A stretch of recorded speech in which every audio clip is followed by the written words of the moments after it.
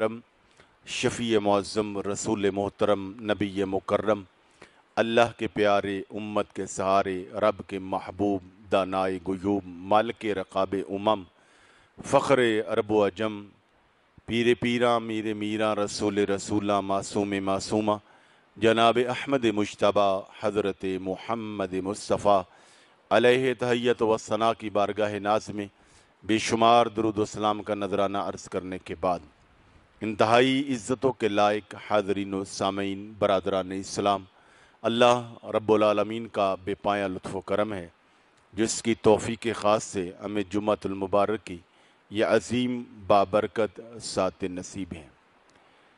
میں نے سورہ رعد کی آیت نمبر 17 کا ایک حصہ تلاوت کیا ہے جس میں اللہ رب العالمین نے یہ راز واضح فرمایا ہے اور یہ حقیقت بتائی ہے کہ کوئی آدمی دنیا میں عزت پانا چاہتا ہے، قرار اور وقار والی زندگی چاہتا ہے، سکون اطمینان والی زندگی چاہتا ہے اور دوام چاہتا ہے اپنے معاملات میں، تو اس کا راز اللہ تعالیٰ نے اس آیہ مقدسہ میں عطا فرمایا۔ فرمایا وَأَمَّا مَا يَنْفَعُ النَّاسَ فَيَمْكُثُ فِي الْأَرْضِ، وہ لوگ جو زمین پر دوسروں کے لیے، لوگوں کے لیے نافع ہوتے ہیں، مفید ہوتے ہیں، نفع پہنچانے والے ہوتے ہیں، نفع بخش ہوتے ہیں، فرمایا میں انہی کو فَيَمْكُثُ فِي الْأَرْضِ، انہی کو ہی زمین پر میں وقار عطا فرماتا ہوں، یعنی زمین پر انہیں عزت عطا فرماتا ہوں، انہیں احترام کی زندگی عطا کرتا ہوں جو دوسروں کے لیے نافع ہوتے ہیں۔ مخلوق خدا کے لیے نفع بخش ہونا، نافع ہونا، یہ سنت بھی ہے اور یہ فطرت بھی ہے۔ آپ فطرت کا نظام دیکھیے، زمین و آسمان اور کائنات پر غور و فکر کریں تو اللہ کی اس کائنات میں، زمین و آسمان میں جتنی بھی چیزیں ہیں اللہ کی مخلوقات، وہ سورج ہے، چاند ہے، ستارے ہیں، وہ نہریں ہیں، دریا ہے، صحرا ہیں، درخت ہے، ہوا، پانی، جتنی بھی چیزیں ہیں، ہر مخلوق کسی نہ کسی طرح دوسری مخلوق کے لیے نافع اور نفع پہنچا رہی ہے۔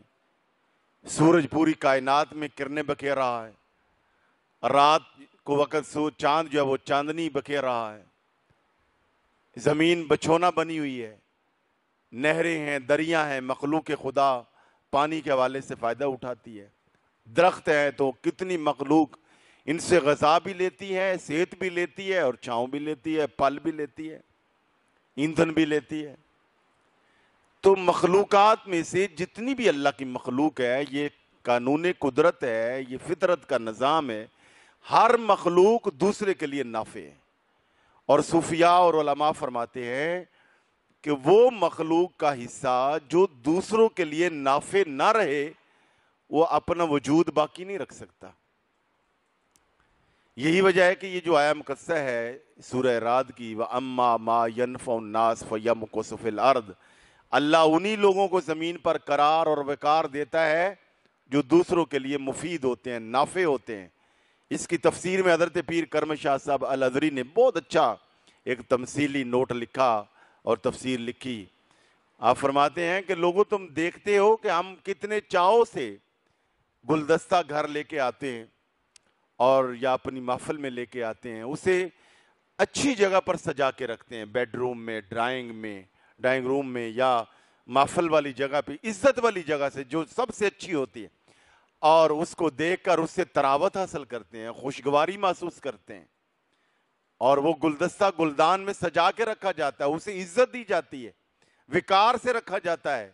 وہی گلدستہ جو شوق سے، چاؤ سے لے کر آئے تھے، جسے سجا کر رکھا تھا، جب وہ اس کے پھول مرجھا جاتے ہیں، کلیاں کملا جاتی ہیں اور اس کی خوشبو ماند پڑ جاتی ہے، وہی گلدستہ جو بڑے شوق سے لے کر آئے تھے، اسے اٹھاتے ہیں اور اٹھا کے کوڑا دان میں پھینک دیا جاتا ہے۔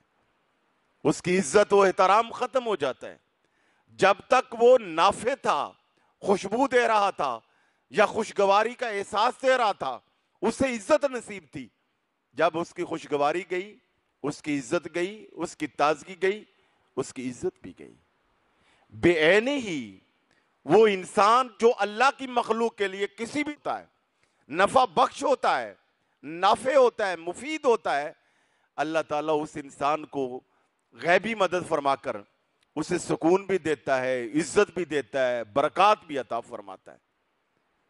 تو اس لیے ہمیں یہ ذہن بنانا چاہیے کہ ہم مخلوق خدا کے لیے نافع ہو جائیں، مفید ہو جائیں۔ رسول اکرم صلی اللہ علیہ وسلم نے ارشاد فرمایا کہ احب الی اللہ من الناس، فرمایا لوگوں میں سے اللہ کو وہ بندہ سب سے زیادہ محبوب ہے۔ سبحان اللہ۔ کون سا؟ جو نمازیں بہت پڑھتا ہے، ہر سال عمرے پہ جاتا ہے، حج پہ جاتا ہے، چلے کرتا ہے، درباروں مزاروں محفل کا بڑا انعقاد کرتا ہے، تہجد بڑی پڑھتا ہے۔ اگلے ایک لفظ ہے آگے، سبحان اللہ۔ اللہ کو وہ بندہ سب سے زیادہ محبوب ہے، سب سے زیادہ پسندیدہ ہے۔ انفعہم، جو اللہ کی مخلوق کے لیے سب سے زیادہ نافع ہوتا ہے، نفع پہنچاتا ہے۔ کس کو نفع؟ اپنے گھر والوں کو، اپنے عزیز و اقارب کو، اپنے بیوی بچوں کو، اپنے ہمسایوں کو، اپنے دوست احباب کو، اپنے ماتحتوں کو، اور اپنے متعلقین کو، جاننے والوں کو، مخلوق خدا کو، جس کے لیے وہ ہو سکتا ہے وہ نفع ہی کرتا ہے، بھلا ہی کرتا ہے، تو ان لوگوں کو اللہ تعالیٰ زمین پر قرار عطا فرماتا ہے۔ صوفیہ فرماتے ہیں کہ کسی کا بھلا کرنے کے لیے، کسی کو نفع پہنچانے کے لیے محنت درکار ہوتی ہے، بعض اوقات پیسہ درکار ہوتا ہے، بعض اوقات آپ کو وقت دینا پڑتا ہے کہ آپ وقت دیں، پیسہ خرچ کریں، تردد کریں، محنت کریں، تب جا کر آپ کسی کے لیے نافع ہوں گے۔ مگر علماء فرماتے ہیں، صوفیاء فرماتے ہیں کہ یہ بھی ایک نفع ہے کہ آپ اپنی زبان سے اور اپنے ہاتھ سے کسی کو نقصان نہ پہنچائیں۔ یہ طے کر لیں کہ میں نے آج کے بعد کسی کو نقصان نہیں پہنچانا، یہ بھی مخلوق خدا کا نفع ہے، یہ بھی فائدہ ہے، یہ بھی بھلا ہے۔ بہت سارے لوگ ایسے ہوتے ہیں کہ وہ ایک طرف نیکیاں کر رہے ہوتے ہیں اور دوسری طرف لوگوں کا دل دکھا رہے ہوتے ہیں، اور دوسری طرف لوگوں کو نقصان پہنچا رہے ہوتے ہیں۔ تو نہیں، ایسا نہیں ہونا چاہیے مخلوق خدا کے لیے۔ اور رسول اکرم صلی اللہ علیہ وسلم کا ارشاد گرامی ہے، فرمایا کہ صدقہ صرف یہی نہیں ہے، کسی غریب کا بھلا صرف یہی نہیں ہے کہ تم اس پر مال خرچ کرو، فرمایا کسی سے دو میٹھے بول بول دینا بھی صدقہ ہے، کسی سے مسکرا کے بات کر لینا بھی صدقہ ہے۔ ایک بزرگ کا میں نے پہلے بھی کئی مرتبہ بتایا نا کہ ان کے پاس مخلوق آتی تھی، لوگ آتے تھے، اپنی حاجات پیش کرتے، سوال کرتے، تو کسی نے ان کو کہا حضرت آپ کرتے کیا ہیں؟ لوگ مرجھائے مرجھائے چہروں کے ساتھ آپ کے پاس آتے ہیں، اور جب آپ کے حجرے سے نکل کے جاتے ہیں ایسے حشاش بشاش لگتے ہیں، خوش و خرم ہوتے ہیں۔ آپ کے پاس آخر وہ کون سا نسخہ ہے، وہ گیدڑ سنگھی ہے جو آپ استعمال کرتے ہیں؟ تو بزرگوں نے فرمایا کہ ہم کچھ بھی نہیں کرتے، نہ پیسہ دے۔ بہت سارے لوگ ایسے ہوتے ہیں کہ جن کی کوئی سننے والا ہی نہیں ہوتا، جن کی کوئی مشکل کو سننے والا ہی نہیں ہوتا، بس ہم کیا کرتے ہیں، توجہ سے اس کی مشکل کو سن لیتے ہیں، اس کی پریشانی کو سن لیتے ہیں، اس کو کوئی حل بتا دیا، کوئی اچھا مشورہ دے دیا، اس کے لیے دعا کر دی، تو گویا ایک یہ جو مورل سپورٹ ہوتی ہے، اخلاقی طور پہ یوں لگتا ہے اگلے بندے کو ہاں میرا بھی کوئی ہے، میرے ساتھ کوئی کھڑا ہونے والا ہے، بس اتنا سارا کام کرتے ہیں۔ تو جب بندے ہمارے پاس آتے ہیں، بندہ اتنا کوتا ہے، اس کا دکھ پہاڑ ہوا ہوتا ہے، اور جب ہمارے پاس 2-4 منٹ بیٹھتا ہے، صرف 2 بول ہمت کے باندھتے ہیں اور بولتے ہیں، اور میٹھے میٹھے بول بولتے ہیں، توجہ سے بات سنتے ہیں، اس کا مسئلہ چھوٹا ہو جاتا ہے، بندہ پہاڑ بن جاتا ہے۔ ہم تو یہی کام کرتے ہیں۔ تو یہ بھی ایک کام ہے کہ کسی کی بات کو سن لینا، کسی سے ہمدردی کے 2 بول بول لینا، اور یہ طے کر لیا جائے کہ صوفیاء، ایک بزرگ کا میں پڑھ رہا تھا، وہ کہتے کہ بندے کو دنیا میں آکسیجن کی طرح ہونا چاہیے۔ انسان کو آکسیجن فائدہ پہنچاتی ہے، یہ آکسیجن کی وجہ سے ہماری زندگی۔ ہاں جی، جو وہ مریض بالخصوص جو بیڈ پہ چلا جائے اور بیمار ہو جائے اور آکسیجن کا اس کو پائپ لگ جائے، اس کے لیے ساری کائنات وہ آکسیجن کا پائپ ہوتا ہے اور اس سے کتنی ہمدردی اور پیار ہوتا ہے. تو ایسے ہی ہمیں بھی اپنے عزیز و اقارب کے لیے، دوست احباب کے لیے نافع ہونا چاہیے، مفید ہونا چاہیے.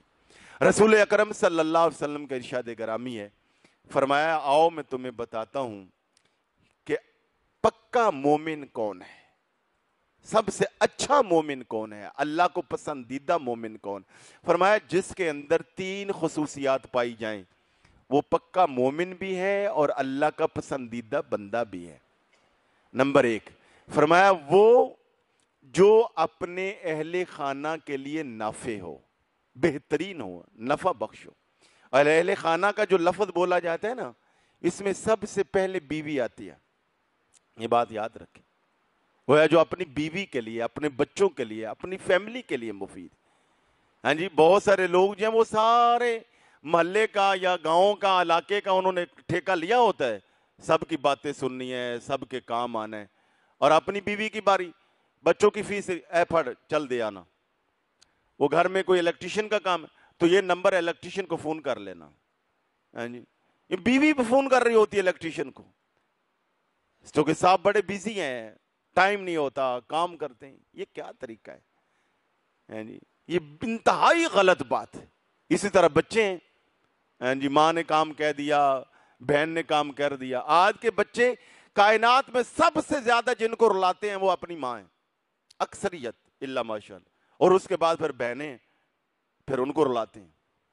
اور ان کو پتہ نہیں ہے کہ ایک ہماری وجہ سے کسی بہن کا یا ماں کا یا ہماری کسی عزیزہ کا آنسو بہہ گیا تو میں نے کتنا اپنا لاس کر لیا ہے. تمہیں تو چاہو سے اللہ سے مانگا تھا، تیرے لیے دعائیں کی تھی کہ تو بڑا ہوگا تو ان کا خدمت گار بنے گا. تو حضور نے فرمایا وہ بندہ پکا مومن ہے. اور اس کا مفہوم مخالف کیا ہوا کہ اگر جو نافع نہیں ہے تو پھر وہ پکا منافق ہی ہوگا یا اللہ کا ناپسندیدہ ہوگا. تو اس لیے حضرت سیدہ فاطمہ زہرا کی شادی ہوئی نا، نکاح ہوا، رخصی ہوئی، تو فوری بعد حضور نے دونوں کو بلایا، حضرت سیدنا علی المرتضیٰ رضی اللہ تعالیٰ کو، سیدہ کو. تو آپ نے باقاعدہ تقسیم کار کر دی. فرمایا اے فاطمہ، یہ جو گھر کے کام ہے، بچوں کی تربیت ہے، کچن کے معاملات ہیں، کبھی علی کو اس کے حوالے سے پریشانی نہیں آنی چاہیے. اللہ اکبر، اللہ اکبر، ہے کوئی باپ؟ اور ادھر دوسری طرف حضرت علی المرتضیٰ کو فرمایا علی یہ باہر سے کما کے لانا اور باہر کے معیشت کے جو کام ہیں، معاشی سرگرمیاں، یہ آپ کی ذمہ داری. گویا یہ امت کو تقسیم کر دیا ہے کہ گھر کے کام بیوی کرے اور جو باہر کی ذمہ داریاں ہیں وہ مرد ادا کرے. اور ہمارے ہاں الٹ پلٹ ہے. ہاں اگر کہیں پہ غربت زیادہ چڑھ جائے، حالات زیادہ چڑھ جائیں تو جسے کہتے ہیں میوچل انڈرسٹینڈنگ کے ساتھ، اگر باہمی رضامندی کے ساتھ کوئی ایسی تقسیم کار ہو جائے یہ الگ بات ہے. مگر ہڈ حرامی کا ماحول بناتے ہوئے سب کچھ بیوی پہ، بچے بھی وہی چھوڑ کے آئے، لے کے بھی وہی آئے، ہاں جی فیسیں بھی وہی دے کے آئے، بل کا بھی وہی کرے، کہ الیکٹریشین کو بھی، یہ انسانیت نہیں ہے، یہ اچھی بات نہیں ہے.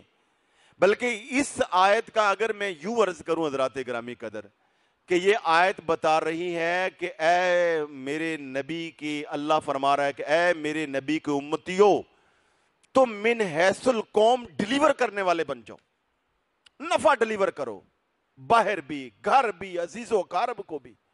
حقیقت بات یہ کہ من حیث القوم اور من حیث الامہ ہم ڈیلیور نہیں کر رہے.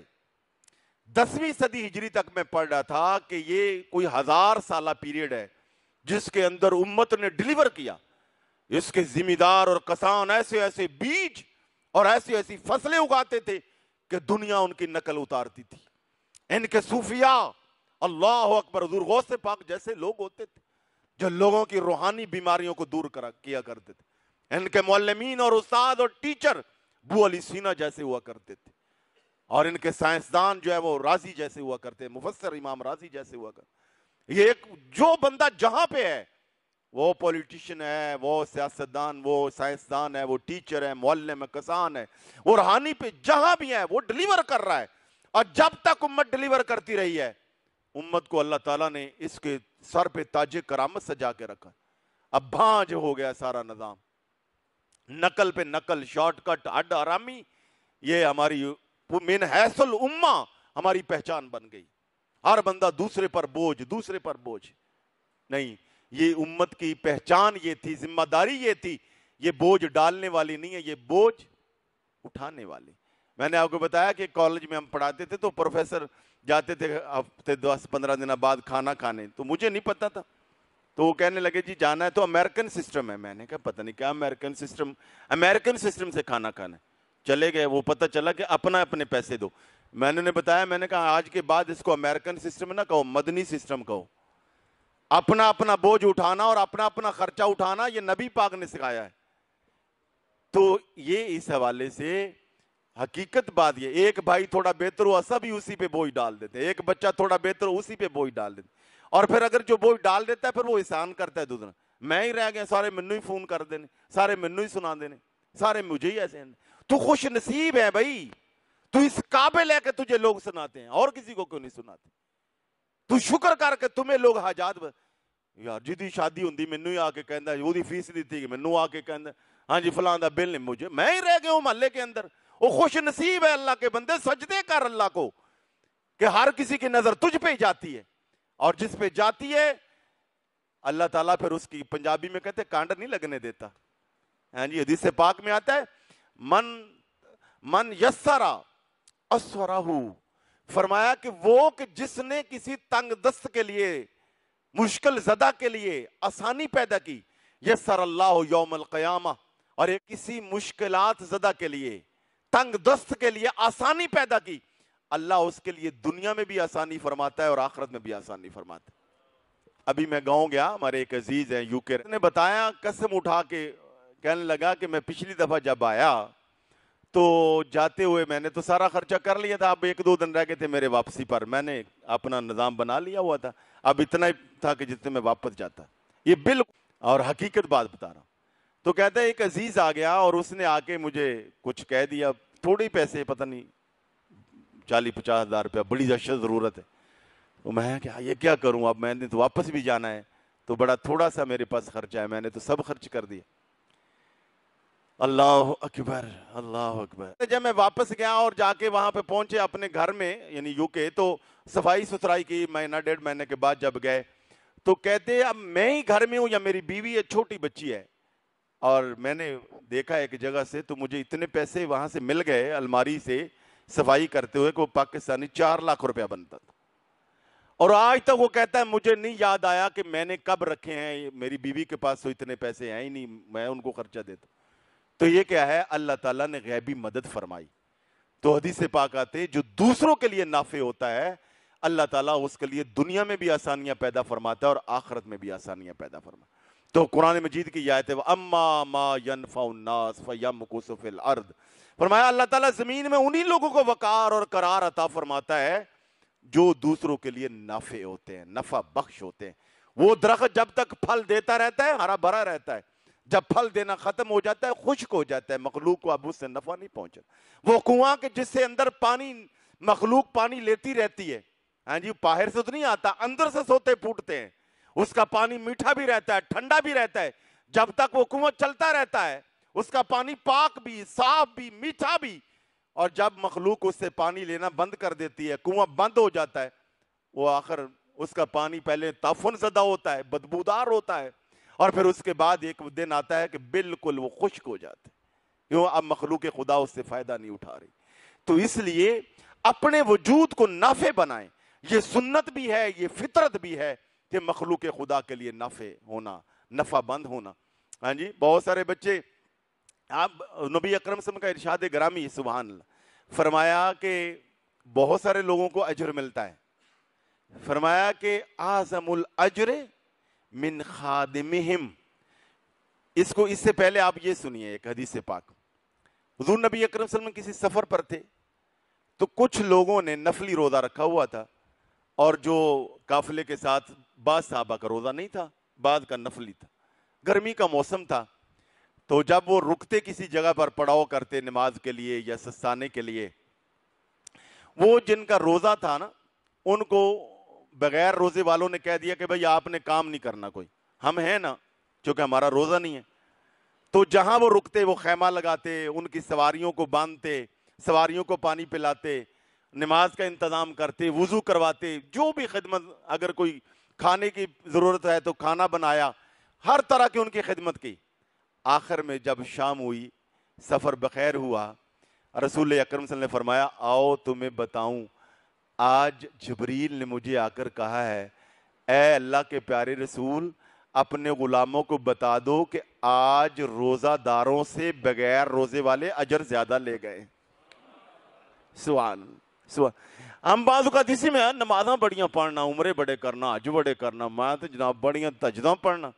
کوئی تہجد نماز اس بندے کی کام نہیں آنی جو مخلوق خدا کے کام۔ میں یہ نہیں کہتا کہ یہ سب کچھ نہیں، یہ سب کچھ کریں، مگر اس کے ساتھ مخلوق خدا کے لیے نافع بنے، نفع بخش بنے، خدمتگار بن جائے، خدمتگار۔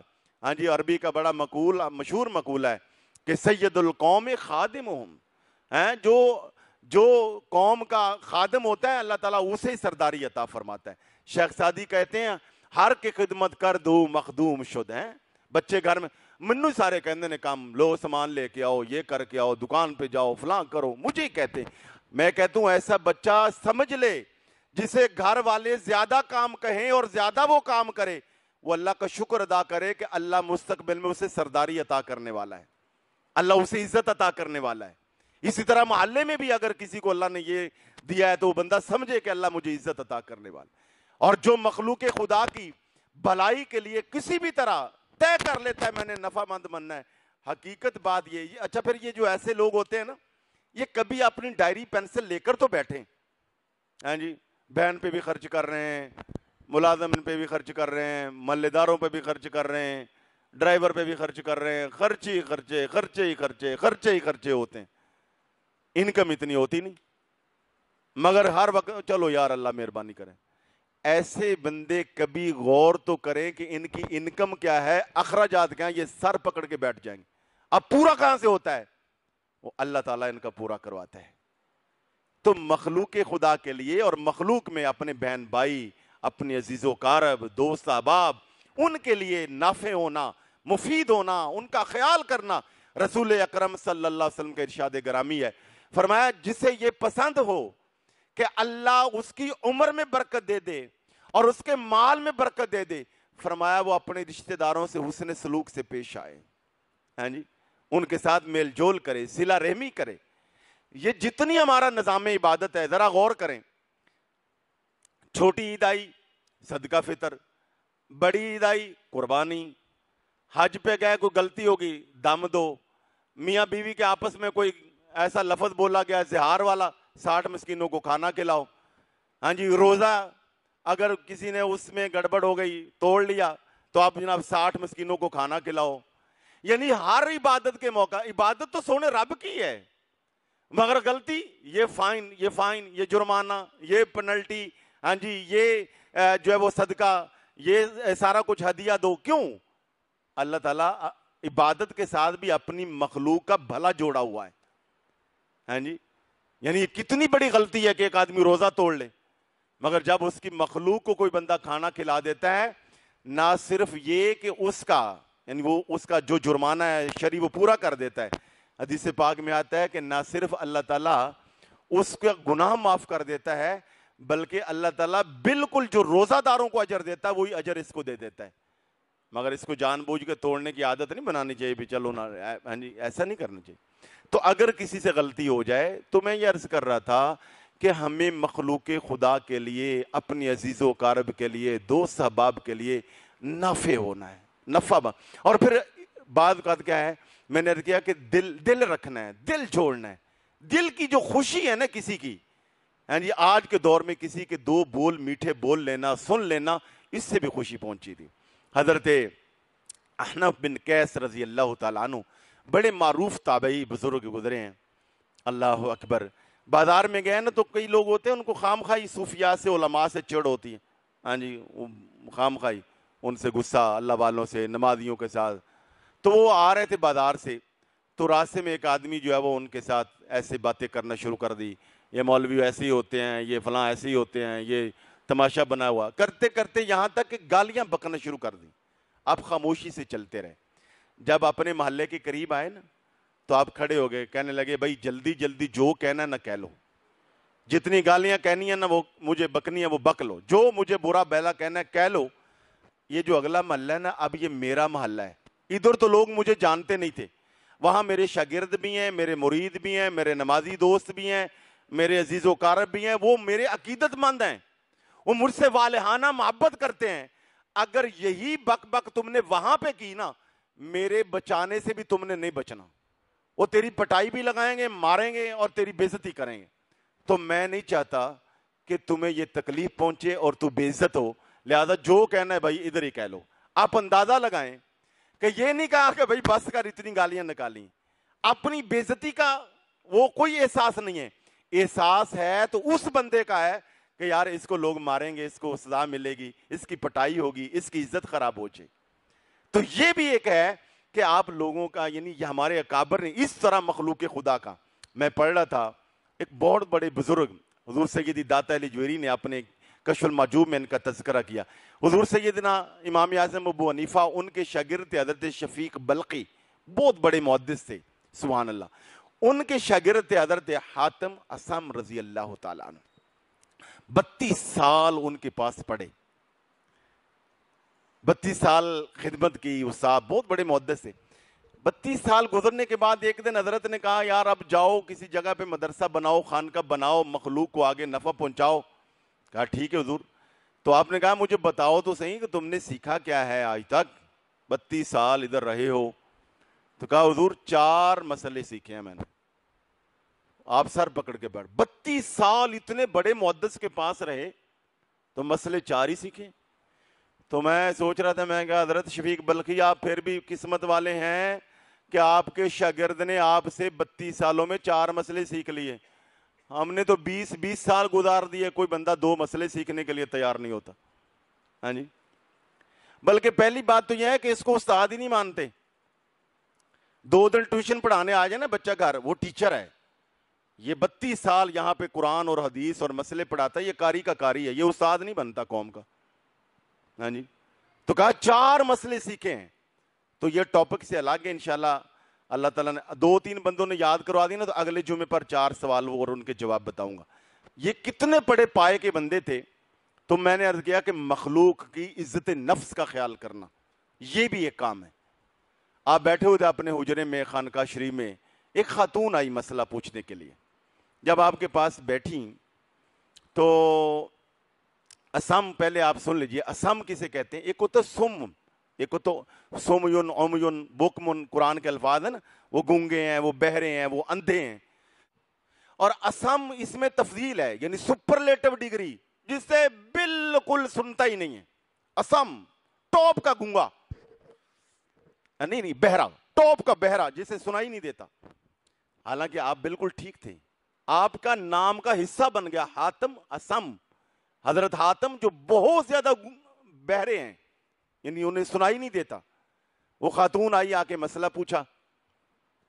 اسی دوران خاتون کی ہوا خارج ہو گئی. اب ایک عورت اور غیر محرم عورت اور بزرگ بندے, ان کے پاس اب فطرتی نظام تھا, وہ بہت پریشان ہو گئی کہ ایک شرمندگی ہوئی کہ یہ کیا ہو گیا. حضرت نے بھانپ لیا کہ یہ عورت بیچاری بہت پریشان ہو گئی. تو ابھی وہ بات کرتے کرتے رک گئی, ابھی شروع ہوئی تھی بات. تو آپ نے بات سننے کے بعد نا کاغذ پینسل آگے کر دیا, تو کہا کہ اس پہ بیٹے لکھ کر بتاؤ. اشارہ کیا, مجھے سنتا نہیں. ہاں جی, مجھے سنتا نہیں. اس کے بعد شاگردوں, مریدین, گھر والوں کو بھی کہا مجھے سنتا نہیں. ساری زندگی کے لیے اپنے آپ کو بہرا مشہور کر دیا. جب اس عورت کو یہ پتا چلا کہ حضرت کو سنتا نہیں, اس کی جان میں جان آئی. شکر ہے میں کم از کم بے عزتی سے بچ گئی, مجھے شرمندہ نہیں ہونا پڑا. ان کو تو سنائی نہیں دیتا, تو کوئی بات نہیں, وہ میرا عمل جو ہے ان کو تو پتہ ہی نہیں چلا. وہ عورت حشاش بشاش ہو گئی, خوش ہو گئی. ساری زندگی سبحان اللہ, آپ اندازہ لگائیں, آپ نے اپنے آپ کو بہرا ہی ثابت کیا کہ اگر میں کہوں گا کہ مجھے سنتا ہے تو یہ عورت بیچاری پریشان ہو جائے گی. یہ تھے لوگ. آج ایسے ان کی قبریں روشن نہیں ہیں. تو آج کی اس گفتگو میں قرآن مجید سورہ رعد کی آیت نمبر 17 فرمایا اما ما ينفع الناس فیمکث فی الارض. لوگوں زمین پر اللہ تعالیٰ انہی لوگوں کو وقار قرار اور عزت عطا فرماتا ہے جو مخلوق خدا کے لیے نافع ہو جاتے ہیں، نفع بخش ہو جاتے ہیں. دعا ہے کہ اللہ رب العالمین مجھے اور آپ کو بھی اللہ کی